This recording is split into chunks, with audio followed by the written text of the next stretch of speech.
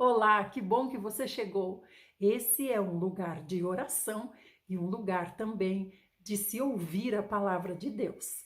Aqui, todos os dias, há uma porção maravilhosa para nós, dia após dia, chegarmos ao intento de ouvir a Bíblia inteira em um ano. Muito obrigada por vir, eu sou Idelma Ferreira, obrigada por trazer também os seus amigos, as pessoas que você ama e que você gostaria que estivessem nesse projeto. Hoje nós vamos começar, como sempre, pelo Salmo. E o Salmo de hoje é o 119 e nós vamos a partir do verso 49 até o 64. O Salmo 19, ele fala sobre a excelência da palavra de Deus. Então vamos lá. 41. Venham sobre mim, Senhor, os dons do teu amor, tua salvação, segundo a tua promessa. Então terei como responder àqueles que me afrontam, pois confio em tua palavra. Jamais me tires da boca a palavra da verdade, pois espero em tuas ordenanças. Cumprirei sem cessar a tua lei para todo sempre. Andarei em verdadeira liberdade, porquanto tenho buscado os teus preceitos. Irmãos, que maravilhoso isso! Então quer dizer que cumprir a palavra do Senhor é que nos dá liberdade. Andarei em verdadeira liberdade, porquanto tenho buscado os teus preceitos. Diante de reis falarei dos teus testemunhos sem ficar envergonhado. Encontro todo o prazer em teus mandamentos. Eu amo os teus mandamentos sinceramente. Levanto as mãos para teus mandamentos, que amo muito, e meditarei em teus decretos, que é o que nós estamos fazendo aqui, amados. Meditar na palavra do Senhor, conhecer a palavra do Senhor, o que Ele quer nos dizer. Lembra-te da tua palavra ao teu servo, pela qual me encheste de esperança. Isto me consola na minha aflição, que tua promessa me vivifica. Os arrogantes zombam de mim o tempo todo, mas eu não me desvio da tua lei. Lembrei-me, Senhor, de tuas decisões de outrora e fiquei consolado. Arrebatou-me a indignação contra os ímpios que abandonaram a tua lei. Teus decretos tornaram-se meus cânticos na casa onde vivo como migrante. Durante a noite lembro-me do teu nome, Senhor, e faço guarda à tua lei. Este tem sido o meu estilo de vida, obedecer aos teus preceitos. Aleluia! Deixa eu ver até onde vamos, até o 64. Tu és minha herança, Senhor, prometi obedecer a tua palavra. De todo o coração suplico o teu favor, sê-me propício de acordo com a tua promessa. Refleti sobre os meus caminhos e volto meus passos para a observância das tuas prescrições. Apressei-me sem perder um instante em observar os teus mandamentos. Os laços dos ímpios me envolveram, mas não me esqueci da tua lei. Levanto-me em plena noite para te louvar por causa de tuas justas decisões. Associo-me a todos os que te temem e observam tuas ordenanças. Senhor, do teu amor a terra está repleta. Ensina-me os teus decretos. Amém. A gente vê que o Senhor constantemente nos lembra da palavra, dos decretos, dos mandamentos, da lei. Então o Senhor constantemente quer nos lembrar de que a nossa missão aqui se resume em uma coisa: obedecer. Se nós obedecemos, nós estamos no centro da vontade de Deus. Vamos para Provérbios. É muito bom ler Provérbios para saber qual é o puxão de orelha que vem. Cadê eu? Perdi até o rumo, perdi até o guia aqui, o nosso guia da Bíblia em um ano. Então, nós vamos para Provérbios 16, hoje do 1 até o 3. O amor e a soberania do Senhor. Então, fala assim: ao ser humano foi concedida a capacidade de planejar, entretanto, é o Senhor quem dá a palavra certa. Todos os caminhos do homem parecem certos aos seus olhos, mas o Senhor julga as verdadeiras motivações do coração. Consagra ao Senhor todas as tuas obras e os teus planos serão bem-sucedidos. O que é consagrar ao Senhor? Consagrar ao Senhor, a gente pode até pensar assim, que é deixar no altar do Senhor, né? Contar para o Senhor, entregar para o Senhor, né? Consagrei ao Senhor, entreguei nas mãos do Senhor, deixei lá. Não é bem isso. Consagrar ao Senhor é fazer junto com Ele. Por isso que aqui no primeiro verso que o Senhor nos deu hoje, ele já diz, né? O ser humano tem a capacidade de planejar e o Senhor é quem dá a palavra certa. Então você vê que o plano foi feito em conjunto. Você fala e o Senhor diz: olha, eu acho que isso não está muito bem, vamos mudar um pouquinho aqui, um pouquinho ali, e não eu faço tudo sozinha, deixo, ó Senhor, tá aqui, agora é contigo. Não, é claro que não, porque nós estamos na vontade de Deus, então nós temos que, é claro, participar da vontade de Deus, né? Dizer qual é a nossa vontade, que o Senhor quer muito, está muito interessado em saber qual é, mas Ele quer participação, relacionamento, comunhão. Isso sim é estar consagrado ao Senhor, é ser amigo do Senhor. Vamos para o Velho Testamento, nós estamos vendo a história de Davi e hoje nós vamos para 2 Samuel, capítulo do 9 até o 11. 2 Samuel, do 9 até o 11. A lealdade de Davi.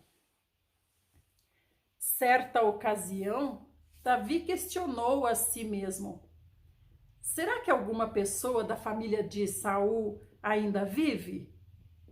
Se houver, eu gostaria muito de encontrar essa pessoa e fazer algo de bom por essa pessoa, em memória da minha amizade com Jonatas. Então, convocaram Ziba, um dos servos da família de Saul, para apresentar-se a Davi. E o rei indagou a Ziba. E ele prontamente respondeu: sou Ziba, teu servo, Senhor. O rei prosseguiu: resta ainda alguém da família de Saul, a quem eu possa demonstrar a lealdade de Deus? Ao que Ziba replicou: ainda há um filho de Jonatas, aleijado dos pés. E o rei Davi desejou saber: e onde ele se encontra agora? Diante do que Ziba disse para o rei Davi: na casa de Maquir, filho de Amiel, em Lodebar. Então, em seguida, o rei Davi mandou trazer da cidade de Lodebar a esse filho de Jonatas. Então Mefibosete, o filho de Jonatas, neto de Saul, veio à presença do rei Davi e se prostrou com o rosto em terra e fez uma reverência ao rei. Davi o chamou pelo nome: Mefibosete.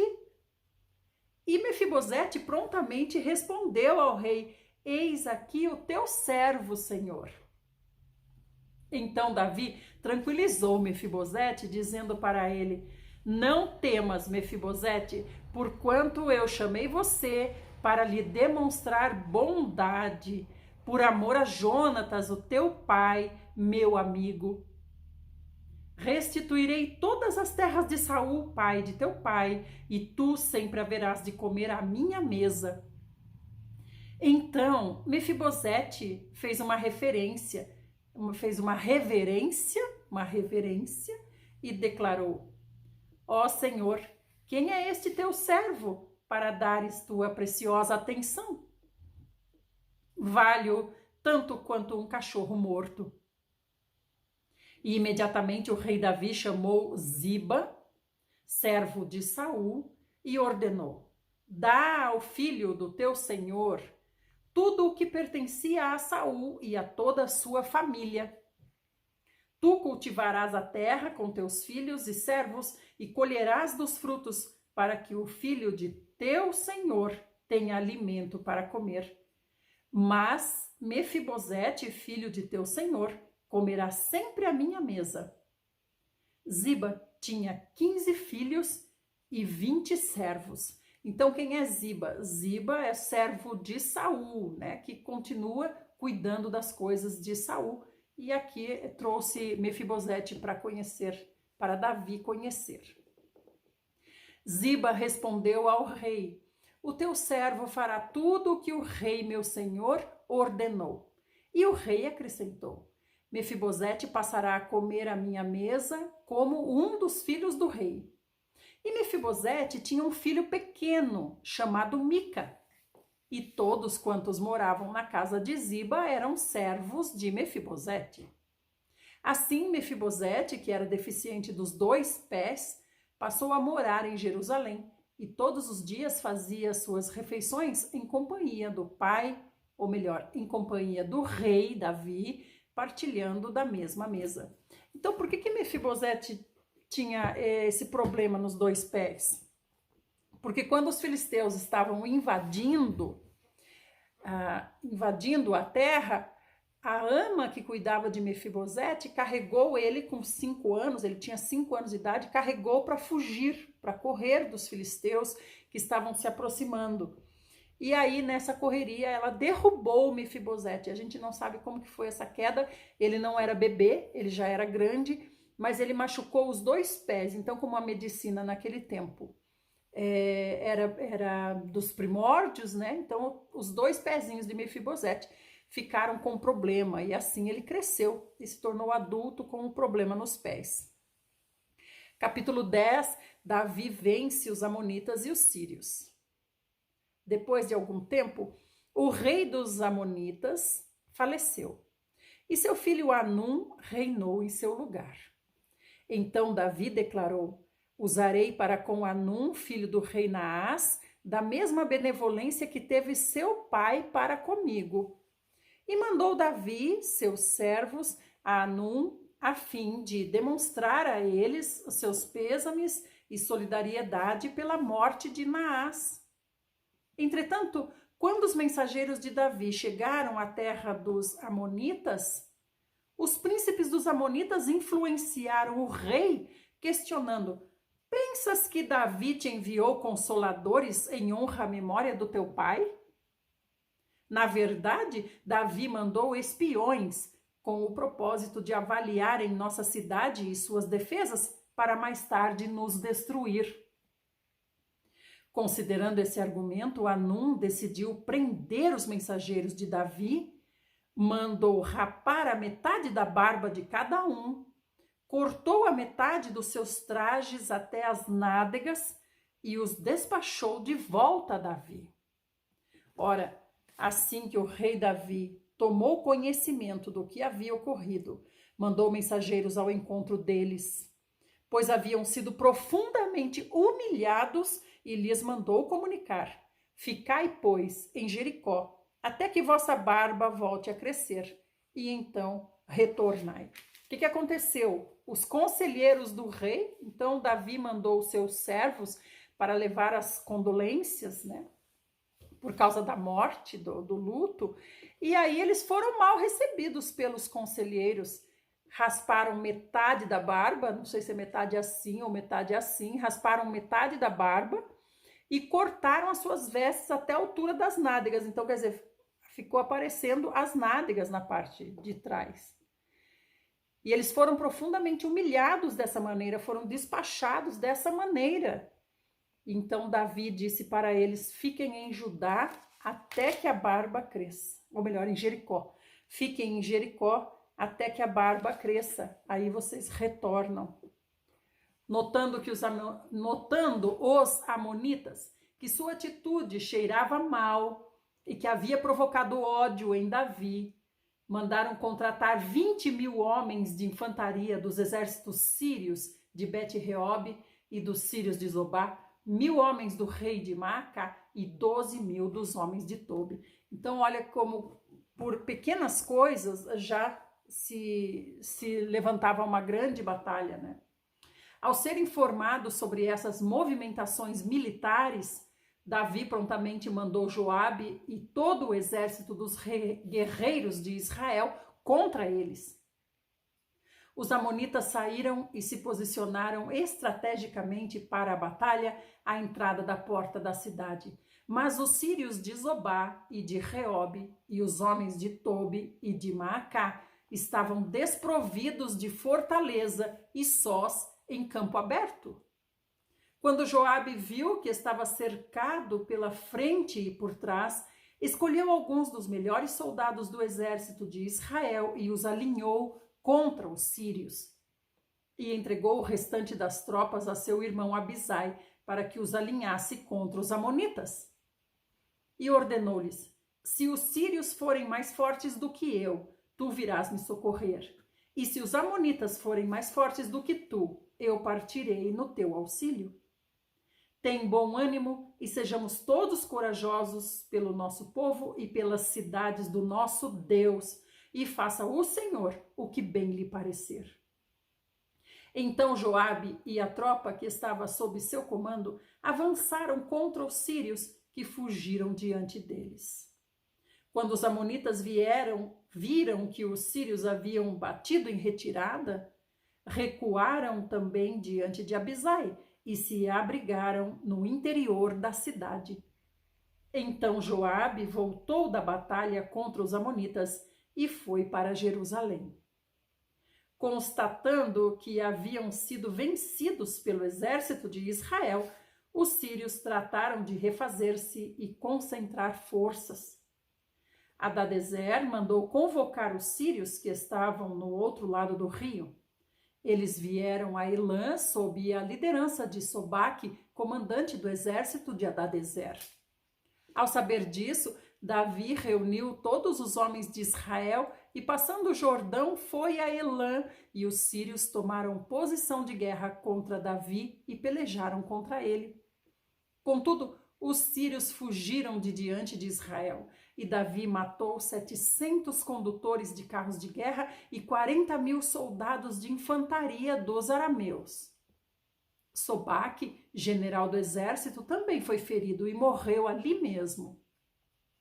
Quando todos os reis vassalos de Hadadezer viram que tinham sido derrotados pelo exército de Israel, formalizaram um acordo de paz com Israel e submeteram-se ao seu poder e controle. E daquele dia em diante, os sírios não ousaram mais cooperar militarmente com os amonitas. Graças ao Senhor que deu a vitória a Davi. Nós vamos ler também o capítulo 11, Adultério e Homicídio de Davi. Na época da primavera, no tempo em que os reis costumavam sair para as batalhas, o rei Davi enviou Joabe e com ele os seus oficiais e todo o exército de Israel. E eles destruíram os amonitas e sitiaram Rabá. Entretanto, Davi permaneceu em Jerusalém. Um dia, após o almoço, Davi levantou-se depois de ter dormido um pouco e foi passear no terraço do palácio real. Do terraço, avistou uma mulher que banhava-se e notou que era uma mulher muito bonita. Davi desejou saber quem era aquela mulher, ao que informaram a ele o rei Davi. O nome dela é Batseba, filha de Eliã e esposa de Urias, teu servo Eteu.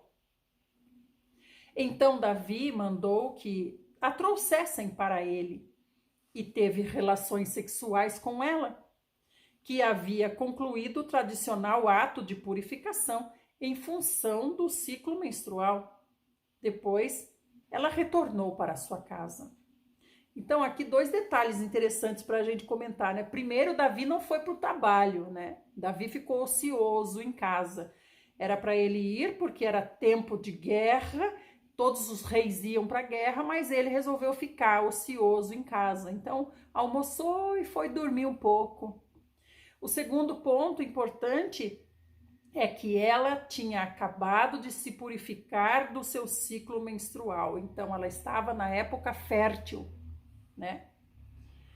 Passado algum tempo, a mulher descobriu que havia engravidado e mandou um recado a Davi contando para ele: eis que estou grávida.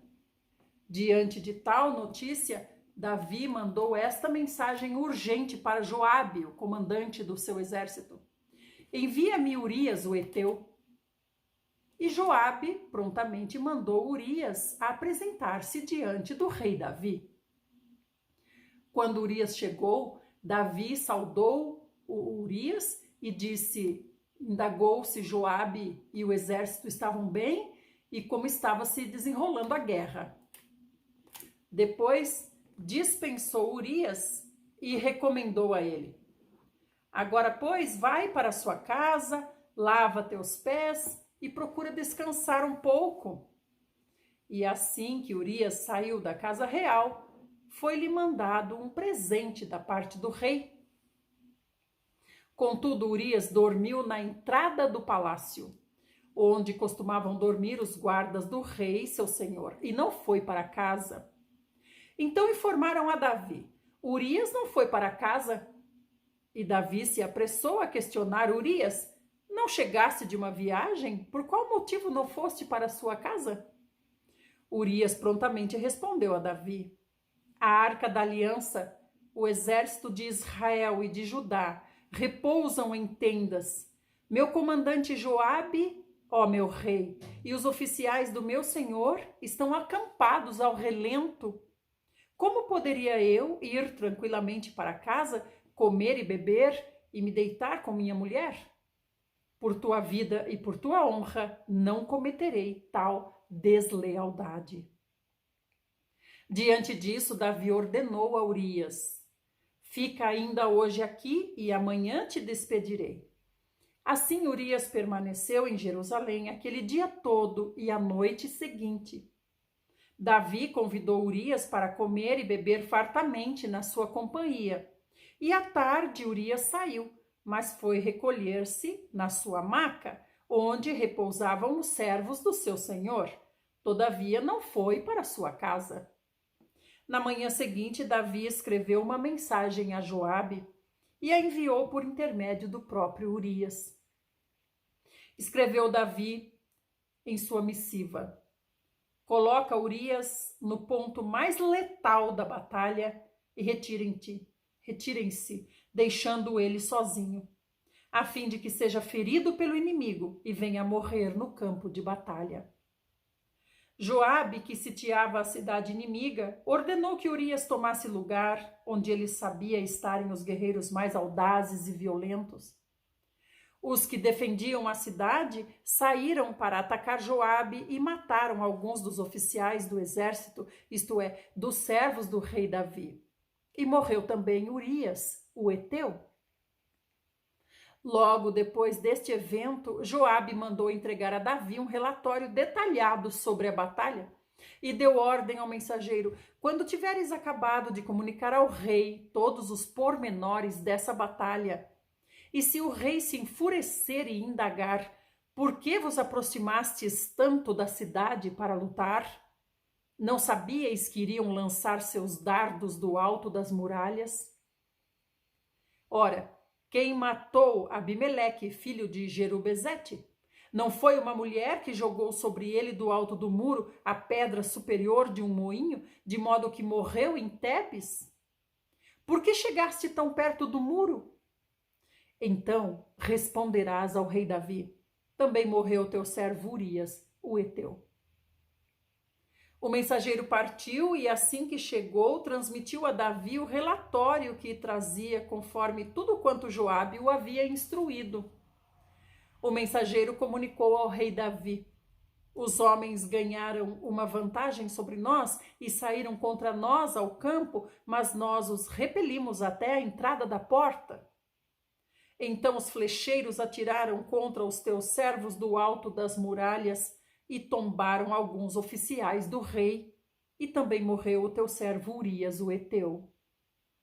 Então ordenou Davi ao mensageiro: assim dirás a Joabe: não te preocupes com esse infortúnio, a espada devora tanto este como aquele. Continua, pois, o ataque à cidade e a extermina. Encoraja-o deste modo. Assim que a esposa de Urias foi informada sobre a morte do seu marido Urias no campo de batalha, muito se lamentou por seu marido Urias.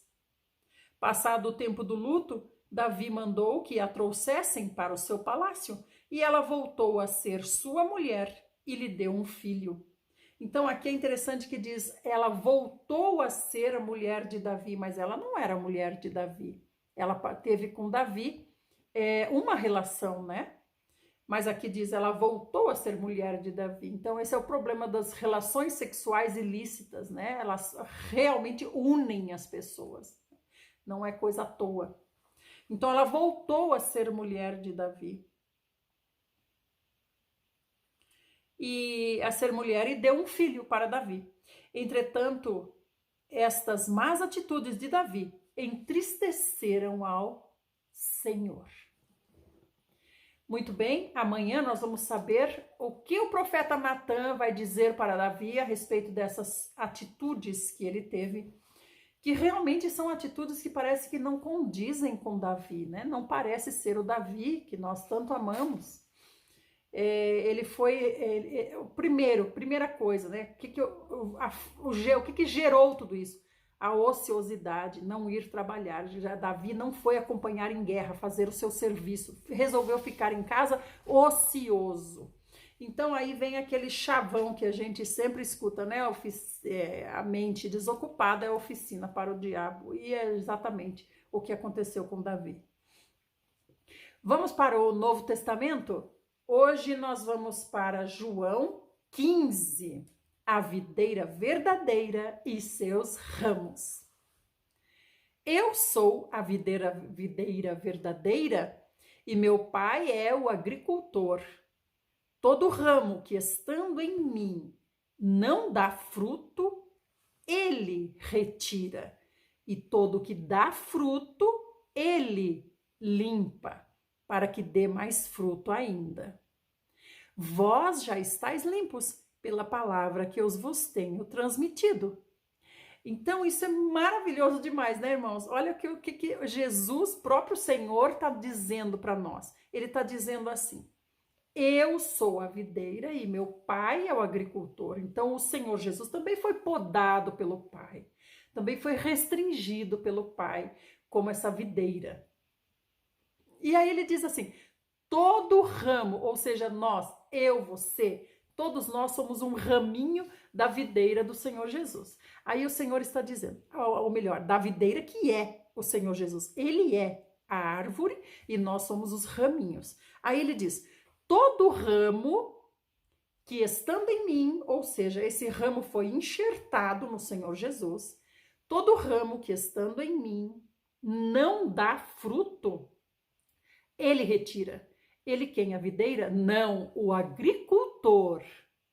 A videira pode até falar, não, deixa aqui comigo esse raminho, mas o agricultor vai lá e dá um jeito no raminho.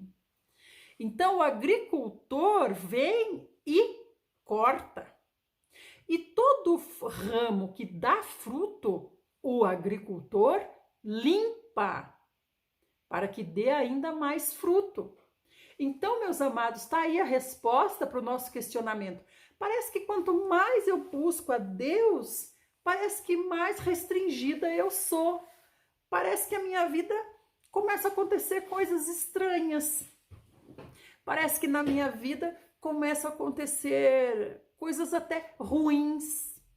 Mas, na verdade, o Senhor vem com a tesoura, que é uma coisa ruim, não é uma coisa nada boa. Ele vem com a tesoura e apara nossas arestas, as nossas folhinhas feias, apara aonde tem bichinhos, apara aonde está doente ele apara o ramo na videira. Mas por que ele faz isso? Para judiar do ramo? Não, para que o ramo dê mais frutos. Porque o ramo bem cuidado, frutifica muito mais. Então é por isso que nós somos restringidos e nessa restrição nós estamos mais perto do agricultor. Quanto mais nesse sofrimento da poda do agricultor, mais próximos do agricultor nós estamos. E assim nós geramos mais frutos, porque a seiva passa a fluir do Senhor Jesus, que é a própria videira, passa a fluir mais livremente para nós, não tem empecilhos entre nós, né? O ego não está atrapalhando tanto, porque o Senhor está com a tesoura ali. Não, mais uma tesourada. Vós estáis limpos, o Senhor falou para os discípulos, pela palavra que eu vos tenho transmitido. Será que nós estamos limpos, irmãos? Eu creio que sim, nós também estamos limpos. No entanto, o Senhor diz: permanecei em mim, na videira. Permanecei em mim, assim eu permanecerei em vós. Nenhum ramo pode produzir fruto por si mesmo, se não estiver ligado à videira. Vós, igualmente, não podeis dar fruto por vós mesmos, se não permanecerdes unidos a mim.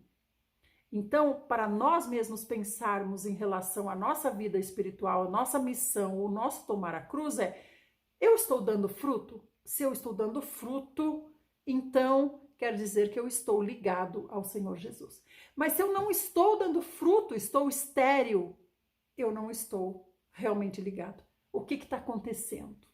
Eu é que preciso me avaliar, me arrepender do que eu descobrir que está errado, me arrepender, confessar, e o Senhor restaurará o trabalhar.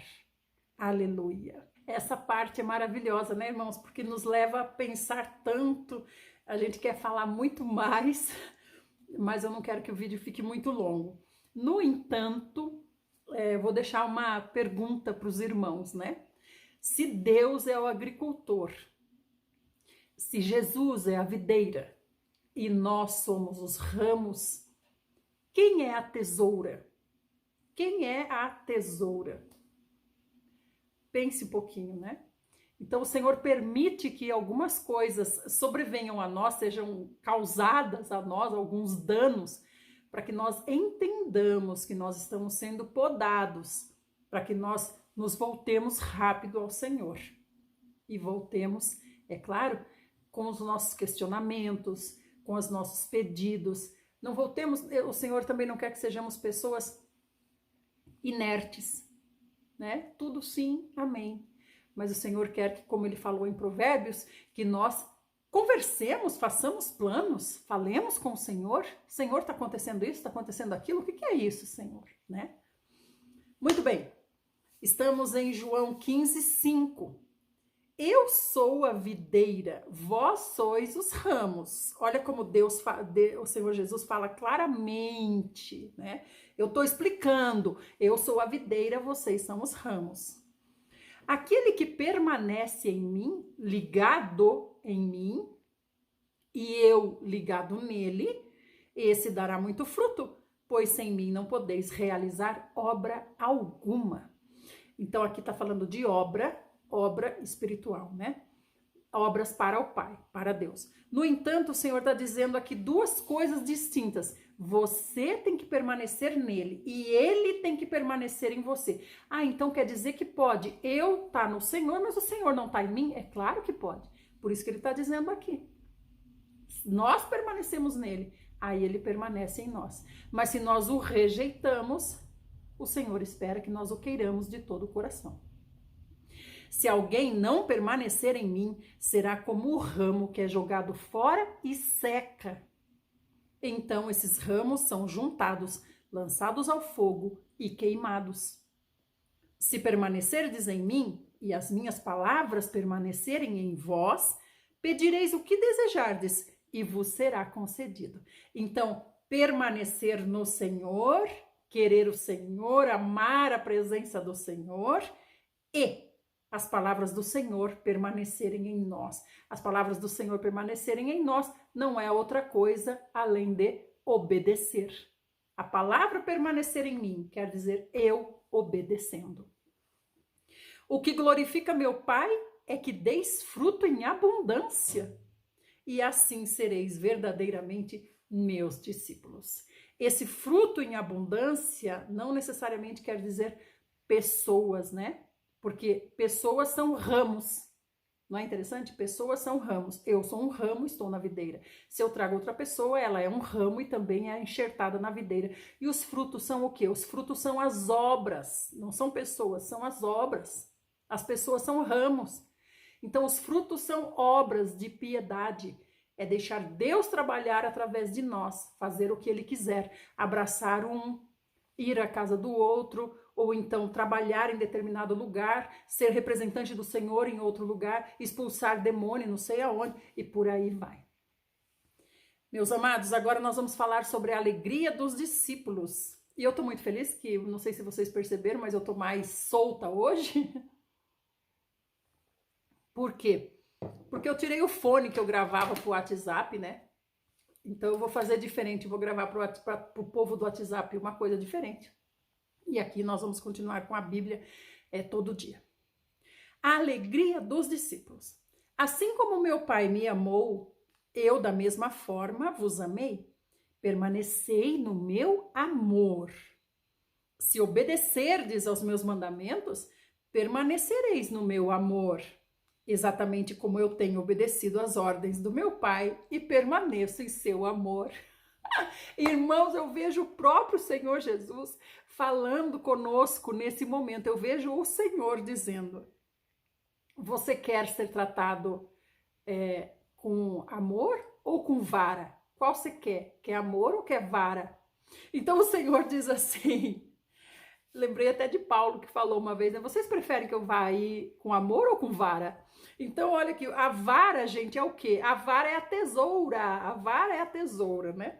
Então o Senhor diz assim, assim como o meu Pai me amou e da mesma forma eu vos amei, permanecei no meu amor. É como se o Senhor estivesse dizendo, escolha o amor, prefira o amor. E o amor é o quê? É obediência. Obediência gera amor, né?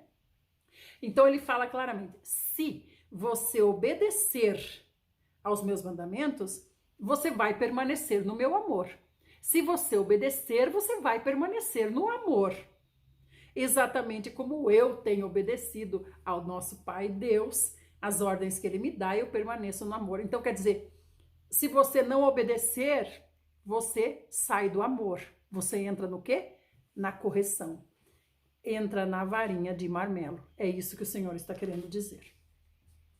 Tenho-vos dito essas palavras para que a minha alegria permaneça em vós e a vossa felicidade seja completa. Como é que a minha felicidade vai ser completa? Apanhando. Que filho que tem felicidade completa, desobedecendo ao pai e apanhando do pai? A felicidade é completa quando está em harmonia com o pai, porque é um filho obediente. E o meu mandamento é este, que vos ameis uns aos outros, assim como eu vos amei. Não existe maior amor do que este, de alguém dar a própria vida por causa dos seus amigos. Vós sois meus amigos, se praticais o que eu vos mando. Então, o amor envolve um relacionamento bem mais íntimo, mais próximo, a ponto de sermos chamados de amigos. Assim estamos no amor. Que lindo! Já não vos chamo servos, porque o servo não sabe o que faz seu senhor, mas eu vos tenho chamado amigos, pois tudo o que ouvi de meu Pai, eu compartilhei convosco. Então, quer dizer, nós podemos ser amigos, nós podemos ser servos. Se nós estamos no amor, nós somos amigos. Se nós queremos ser apenas servos, então nós entramos na questão de ser tratado como servo, né? Não fostes vós que me escolhestes, ao contrário, eu vos escolhi a vós e vos designei para irdes e dardes fruto, e fruto que permaneça. Sendo assim, seja o que for que pedirdes ao Pai em meu nome, ele o concederá a vós. Este é o meu mandamento, que vos ameis uns aos outros. Ou seja, sejam amigos. Amar uns aos outros é ser amigos, se ajudarem. Que coisa maravilhosa, né? Esse trecho da palavra.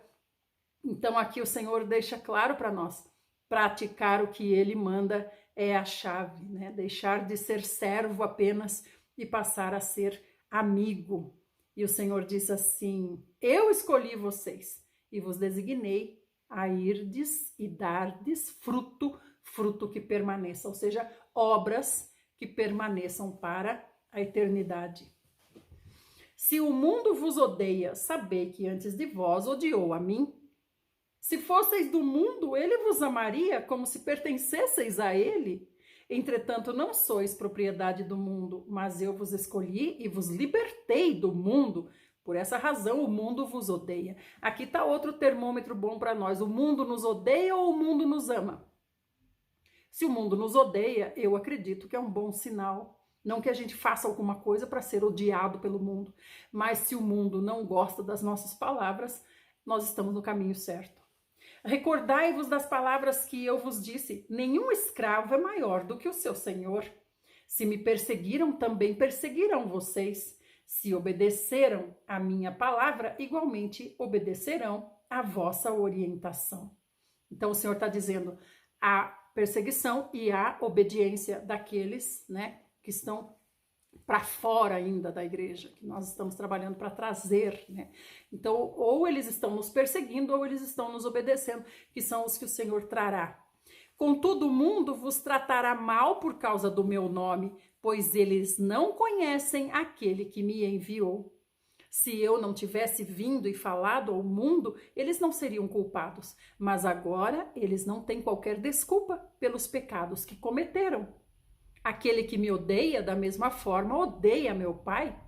Se eu não tivesse realizado entre eles obras que ninguém jamais fez, eles não seriam culpados de pecado.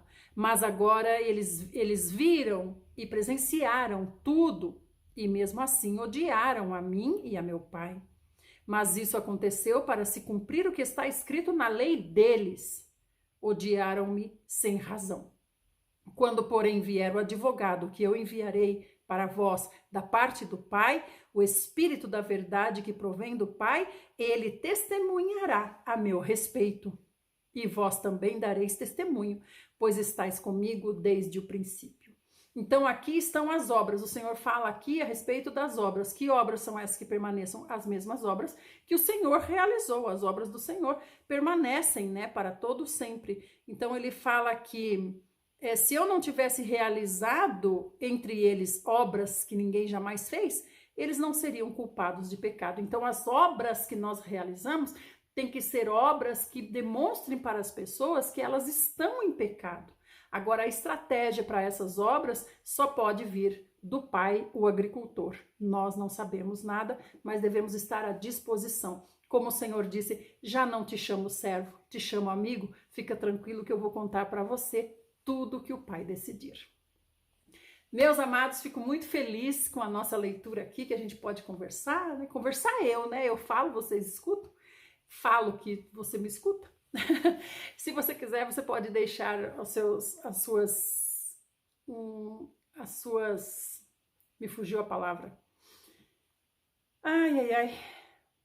Bom, você pode deixar o que você pensa a respeito dessa obra aqui nos comentários, né? As suas observações aqui nos comentários.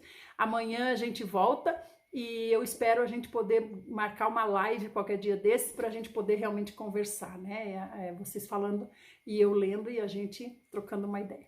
Fiquem bem então e vão agora para o vídeo que está antes desse aqui, o vídeo da oração. Nós estamos ajustando o canal, espero que vocês estejam gostando e que a gente possa prosseguir e que o Senhor faça esses frutos trazerem novos galhos. Fiquem bem e até amanhã, se o Senhor maravilhoso assim o fizer.